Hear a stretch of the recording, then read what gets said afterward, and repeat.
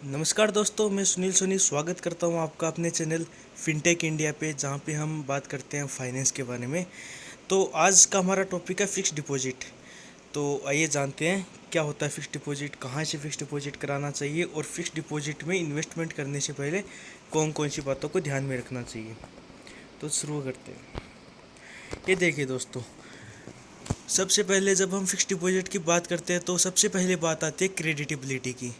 Creditability का मतलब होता है दोस्तों कि अगर हम अपना पैसा इन्वेस्टमेंट कर रहे हैं किसी बैंक के साथ या किसी एनबीएफसी के साथ, तो उस चीज़ की क्या गारंटी है या क्या भरोसा है कि हमारा पैसा सुरक्षित रहेगा, हमारे पैसे पर जो रेट ऑफ इंटरेस्ट मिल रहा है वो अच्छा मिल रहा है और हमारे पैसों की सेफ्टी रहेगी।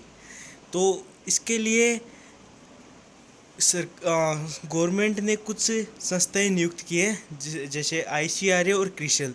वो क्या करती हैं कि वो जो बैंक है और एनबीएफसी है उनको रेटिंग देती हैं इस बिहाफ पर कि आपके पास इन्वेस्टर का पैसा कितना सुरक्षित है।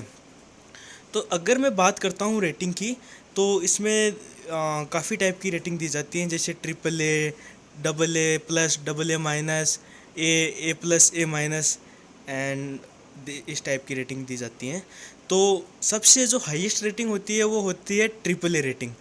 जैसे क्रिशल अगर रेटिंग देता है तो वो एफ ट्रिपल ए देता है, और अगर आईसीआरए अगर रेटिंग देता है तो वो एम ट्रिपल ए देता है। तो इसमें क्या होता है कि अगर ट्रिपल ए रेटिंग किसी डिपॉजिटर के पास है, जैसे कि अगर कोई एनबीएफसी के पास ट्रिपल ए रेटिंग गिवन है या किसी बैंक के पास ट्रिपल ए रेटिंग गिवन है, तो माना जाता है कि वहाँ पे जो हमारा इन्वेस्टमेंट है वो सबसे सुरक्षित है। इसके साथ ही हमें देखना होता है कि हमें सबसे ज़्यादा इंटरेस्ट रेट कहाँ मिल रहा है, क्योंकि अगर फिक्स्ड डिपॉजिट में निवेश कर ही रहे हैं तो बैंक में अगर हम इन्वेस्ट करते हैं तो वहाँ पे थोड़ा सा हमें कम इंटरेस्ट रेट मिलता है बजाय किसी एनबीएफसी या किसी कोऑपरेटिव सोसाइटी के। तो आइए जानते हैं इनके क्या फीचर होते हैं, क्या इनके एडवांटेज होते हैं इन्वेस्टमेंट करने के। ये देखिए दोस्तों, सबसे पहले हम जानते हैं कि हमें फिक्स्ड डिपॉजिट में इन्वेस्टमेंट क्यों करना चाहिए। तो इसके काफ़ी रीज़न है, जैसे हम डिस्कस करेंगे। सबसे पहला रीज़न है सिक्योर इन्वेस्टमेंट। दोस्तों आपने सुना होगा कि मैंने एनसीडी में इन्वेस्टमेंट किया है, मैंने बॉन्ड में इन्वेस्टमेंट किया है, मैंने शेयर बाज़ार में इन्वेस्टमेंट किया है, मैंने म्यूचुअल फंड में इन्वेस्टमेंट किया है। वहाँ पे क्या होता है, हमें कहीं ना कहीं रिटर्न अच्छा मिलता है, लेकिन ज़रूरी नहीं है कि वहाँ पे हमें रिटर्न ही मिलता है। कई बार हमारा जो रिटर्न है वो नेगेटिव भी चला जाता है। तो वहाँ पे कोई गारंटी नहीं होती, हमें एक अच्छा रिटर्न मिल सकता है लेकिन मिलेगा या नहीं इस चीज़ की कोई गारंटी नहीं होती। तो अगर हम फिक्स डिपॉजिट में इन्वेस्टमेंट करते हैं तो हमारा जो रिटर्न है वो गारंटीड होता है, पहला पॉइंट। दूसरा पॉइंट होता है कि सिक्योर इन्वेस्टमेंट। कल को हम जैसे किसी म्यूचुअल फंड में इन्वेस्टमेंट करें या फिर किसी एसआईपी में, म्यूचुअल स्टॉक मार्केट में इन्वेस्टमेंट करें, तो वहाँ पे क्या होता है कि रिटर्न तो दूर की बात है, हमारा इन्वेस्टमेंट भी कहीं अनसिक्योर हो सकता है कि अगर कोई बड़ा डाउनफॉल आ गया तो हमारा 1 लाख रुपए का इन्वेस्टमेंट 50,000 भी आ सकता है। लेकिन यहाँ पे फिक्स डिपॉजिट में क्या होता है कि आपका जो इन्वेस्टमेंट है उस पर आपको रिटर्न ही मिलेगा और वो हमेशा पॉजिटिव ही रहेगा। तो इस एक ये सिक्योर इन्वेस्टमेंट भी हमारा इसमें सिक्योर रहता है। तीसरा अगर मैं पॉइंट की बात करूँ तो इंटरेस्ट पेमेंट ऑप्शन। तो इसमें क्या होता है कि जैसे हमें फिक्स डिपॉजिट में अगर मैंने इन्वेस्टमेंट किया है, तो मैंने 5 साल के लिए अगर इन्वेस्टमेंट किया है तो उसमें मुझे पहले साल के ब्याज का जो ब्याज होता है जिसको हम कंपाउंडिंग इंटरेस्ट बोलते हैं, वो मुझे देखने को मिलता है। जैसे मैंने 1 लाख रुपए का इन्वेस्टमेंट किया है और 1 साल के बाद में उसका 1,08,000 रुपये हो जाते हैं, तो अगली साल जो मेरा ब्याज है, जो इंटरेस्ट है, वो 1,08,000 रुपये पे स्टार्ट होगा। तो एक क्यूमुलेटिव या फिर कंपाउंडिंग का जो बेनिफिट है वो हमें एफडी में देखने को मिलता है। अगर मुझे वो कंपाउंडिंग का बेनिफिट नहीं चाहिए तो मैं हर साल के साल अपना इन्वेस्टमेंट से जो इंटरेस्ट मेरा आ रहा है वो मैं विड्रॉ करवा सकता हूँ। चौथा पॉइंट अपना है दोस्तों सूटेबल फॉर इंटरेस्ट फ्रिक्वेंसी। अगर मैं चाहूँ तो अपना इंटरेस्ट मंथली पे आउट करवा सकता हूँ, क्वार्टरली पे आउट करवा सकता हूँ, हाफ ईयरली पे आउट करवा सकता हूँ या ईयरली पे आउट करवा सकता हूँ। It's depend on the investor. ये डिपॉजिटर पर डिपेंड होता है कि वो अपना इंटरेस्ट कैसे लेना चाहता है। पांचवा पॉइंट अगर मैं बात करूं तो इसमें रेगुलर सेविंग की हमारी हैबिट बन जाती है। कुछ ना कुछ एफडी या इन्वेस्टमेंट करने से हमारे पास धीरे धीरे देखते देखते एक अच्छा अमाउंट इकट्ठा हो जाता है और हमारी रेगुलर सेविंग की आदत भी बन जाती है कि हमारी सैलरी या जो बिज़नेस का जो इनकम है उसमें से हम कुछ ना कुछ पैसे रेगुलर बेसिस पे बचाते जाएं। अगर मैं नेक्स्ट पॉइंट की बात करूँ तो लोन अगेंस्ट एफडी। दोस्तों मैक्सिमम जो बैंकिंग सेक्टर है या एनबीएफसी है वो 75 से लेकर 90% तक एफडी पे लोन दे देती हैं, और वो जो लोन का जो इंटरेस्ट होता है वो भी +2% करके। अगर आपको 7% के आसपास इंटरेस्ट रेट मिल रहा है तो आपको 9% के आसपास लोन भी मिल जाता है उस पर। तो ये एक अच्छा बेनिफिट है कि अगर हमें कभी पैसों की ज़रूरत होती है तो हमें एफडी को विड्रॉ नहीं करवाना पड़ता, हम उसी के अगेंस्ट पे लोन भी ले सकते हैं। चलिए दोस्तों अगली स्लाइड पे चलते हैं। अब देखिए दोस्तों, फिक्स्ड डिपॉजिट की फीचर्स क्या होते हैं। तो इसमें एक तो deposit term, first deposit term. तो डिपॉजिट टर्म डिपेंड करता है कि हम कितने टाइम के लिए इन्वेस्टमेंट करवा रहे हैं। ये कुछ महीनों या कुछ दिन से लेके कुछ कई सालों तक, 10 साल तक का भी हो सकता है। दूसरा है गारंटीड रिटर्न। जैसा कि मैंने आपको ऑलरेडी बताया है कि फिक्स डिपॉजिट में हमेशा आपको गारंटीड रिटर्न देखने को मिलता है, जो आपको बॉन्ड पर दिखाया होता है कि 5 साल बाद में या 1 साल बाद में आपको इतना रुपया मिलेगा, तो वो उतना ही मिलता है। उसमें अगर मार्केट पॉजिटिव जाता है नेगेटिव जाता है उसमें कोई इफेक्ट नहीं करता। तीसरा फीचर है इसका विड्रोवल्स। अगर हम चाहें, अगर हमें पैसों की ज़रूरत पड़ जाती है तो हम अपनी एफडी को बीच में भी प्री मैच्योर करवा सकते हैं और वहाँ से अपना एफडी का जो वैल्यू है या जो अमाउंट है वो अपने अकाउंट में क्रेडिट करवा सकते हैं। फोर्थ ऑप्शन आता है रिन्यूअल्स का। अगर हमने 1 साल के लिए इन्वेस्टमेंट किया है फिक्स डिपॉजिट में और अगर हमारा 1 साल की अवधि पूरी हो गई है तो उसमें हम अपनी एफडी के इन्वेस्टमेंट को आगे भी बढ़ा सकते हैं या फिर चाहें तो उसको विड्रॉ भी करवा सकते हैं। It's depend on investor. Fifth और लास्ट पॉइंट है दोस्तों इंटरेस्ट रेट का। तो ये हमें देखना होता है कि इंटरेस्ट रेट हमें कहाँ पे ज़्यादा मिल रहा है, वहाँ पे हमें इसको चूज़ करना चाहिए। लेकिन साथ साथ में हमें सिक्योरिटी और रेटिंग के बारे में भी ज़रूर देखना चाहिए। कई बार क्या होता है दोस्तों कि हमें इंटरेस्ट रेट काफ़ी अच्छा मिल रहा होता है कोऑपरेटिव सोसाइटी या कुछ एनबीएफसीओ में, लेकिन अगर मैं वहाँ रेटिंग की बात करूँ तो वहाँ पे ए+ या AA- इस टाइप की रेटिंग होती है। तो वहाँ पे कहीं ना कहीं वो कंपनियाँ खुद ही श्योर नहीं होती कि वो डिपॉजिटर का पैसा उनके पास सुरक्षित रहेगा कि नहीं रहेगा। तो जब भी कभी इन्वेस्टमेंट करें आपको रेटिंग ज़रूर देखनी चाहिए। चलिए दोस्तों मूव करते हैं नेक्स्ट स्लाइड पे। How to choose right FD. हमें जब हम एफडी में इन्वेस्टमेंट करें तो हमारे पास ऐसे कौन से पॉइंट होने चाहिए जिसको हम एक बार देखें या जिसको एक बार हमें एनालिसिस करना चाहिए। तो सबसे पहले दोस्तों चेक द इंटरेस्ट रेट। हमें सबसे पहले कंपनी का इंटरेस्ट रेट देखना चाहिए कि कंपेरेटिवली हमें अच्छा इंटरेस्ट रेट मार्केट के मुकाबले मिल रहा है कि नहीं मिल रहा। दूसरा पॉइंट है चेक द सेफ्टी रेटिंग। जैसा कि दोस्तों मैंने आपको ऑलरेडी बताया है कि AAA रेटिंग ही सबसे ज़्यादा सुरक्षित रेटिंग मानी जाती है।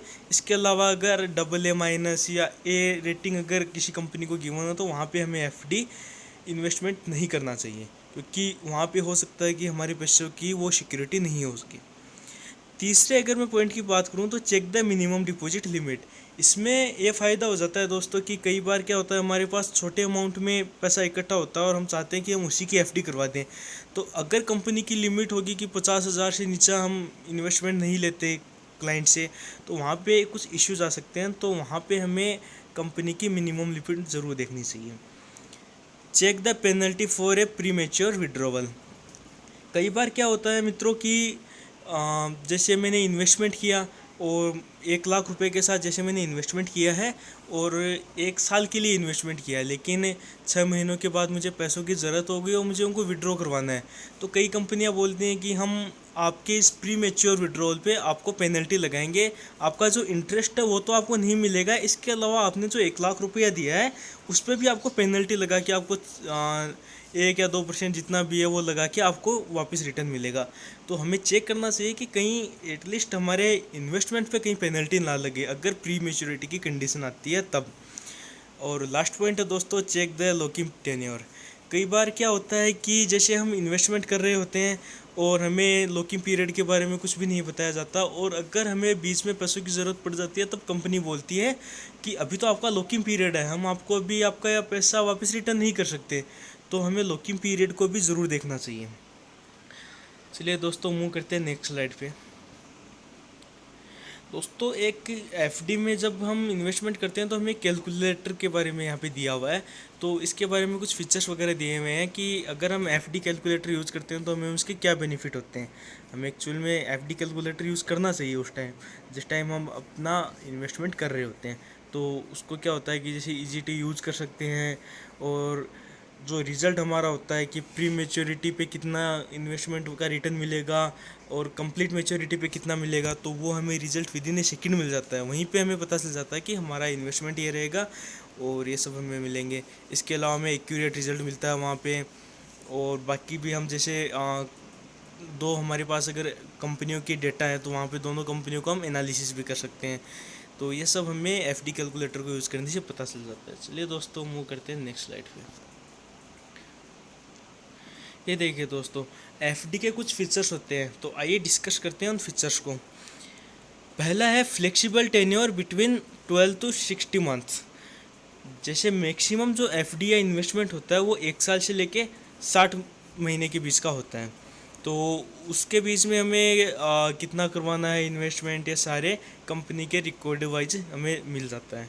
दूसरा जो फीचर होता है वो ICRA का M AAA, जैसा मैंने आपको पहले बताया, और क्रिसिल का FAAA रेटिंग।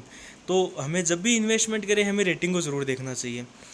कई बार क्या होता है दोस्तों कि जब हम नॉर्मल कंडीशन में इन्वेस्टमेंट कर रहे होते हैं या किसी सीनियर सिटीज़न के रिस्पेक्ट में इन्वेस्टमेंट कर रहे होते हैं, तो सीनियर सिटीज़न को कुछ कंपनियां एक्स्ट्रा मोमेंट दे रही होती है, कुछ एक्स्ट्रा इंटरेस्ट दे रही होती है। तो अगर पॉसिबल हो तो हमें सीनियर सिटीज़न के नाम पे ही करनी चाहिए, क्योंकि वहाँ पे हमें एक्स्ट्रा बेनिफिट भी मिल जाते हैं। और चौथा जो पॉइंट है वो है no inflation of market fluctuation. जैसा कि हमने ऑलरेडी डिस्कस किया कि अगर स्टॉक मार्केट, शेयर बाज़ार, इंडिया का मार्केट, वर्ल्ड इकोनॉमी कुछ भी अगर नेगेटिव जाती है, पॉजिटिव जाती है, डाउनफॉल आता है या अपफॉल आता है, तो उसमें हमारी एफडी पे कोई भी इफेक्ट नहीं रहता है और वो हमें उतना ही रिटर्न मिलता है जितना उस बॉन्ड में मेंशन किया होता है। तो इसका हमें कोई भी कंसिडर करने की ज़रूरत नहीं होती। नेक्स्ट पॉइंट है इजी ऑनलाइन एप्लीकेशन प्रोसेस।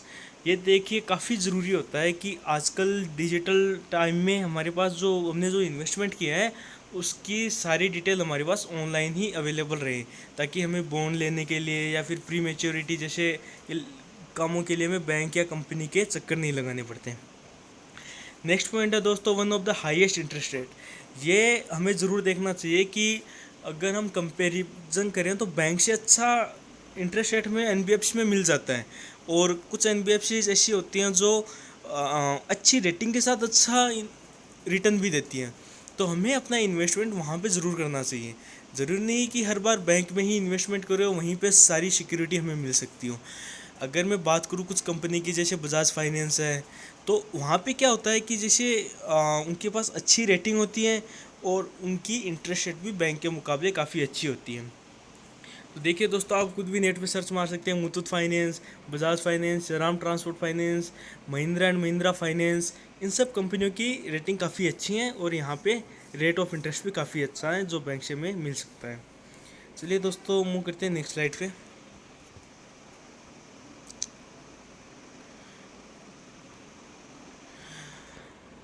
चलो दोस्तों, अगर मैं आपसे, जैसे मैंने आपसे डिस्कस किया था बजाज फाइनेंस के बारे में, तो अगर मैं बजाज फाइनेंस की बात करूं तो वहाँ पे अगर इन्वेस्टमेंट करते हैं तो हमें 0.35% एक्स्ट्रा रिटर्न मिलता है in case of senior citizen.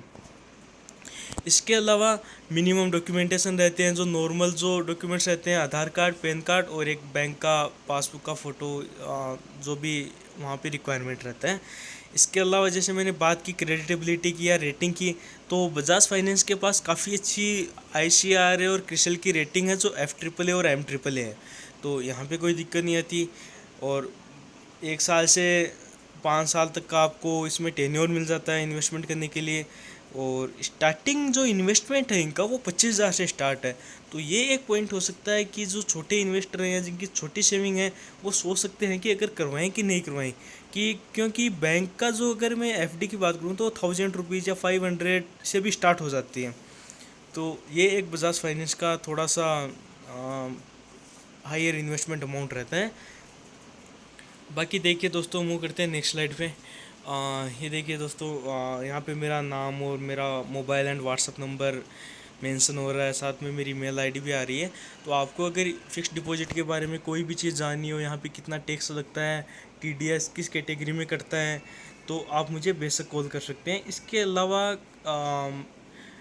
अगर आप किसी भी एफडी या किसी भी टाइप की इन्वेस्टमेंट के बारे में जानना चाहते हैं, कोई भी नॉलेज लेना चाहते हैं, तो आप मुझे व्हाट्सअप या कॉल कर सकते हैं। इसका मैं आपको रिवर्ट भी कर देता हूँ तुरंत ही। तो आपको इसमें ज़रूर करना चाहिए दोस्तों। दोस्तों दूसरा क्या है कि जैसे आप फिक्स डिपॉजिट वगैरह करते हैं, तो अगर आप मेरे थ्रू इन्वेस्टमेंट करवाते हैं तो आपकी जितनी भी मतलब सिक्योरिटी का रहता है, आपका फिजिकल बॉन्ड देने का जो भी रिस्पॉन्सिबिलिटी, प्राइमरी रिस्पॉन्सिबिलिटी है, वो मेरी तरफ से हैंडल की जाती है। तो डोंट वरी अबाउट दैट, आप मुझे बेशक कॉन्टेक्ट कर सकते हैं। थैंक यू दोस्तों।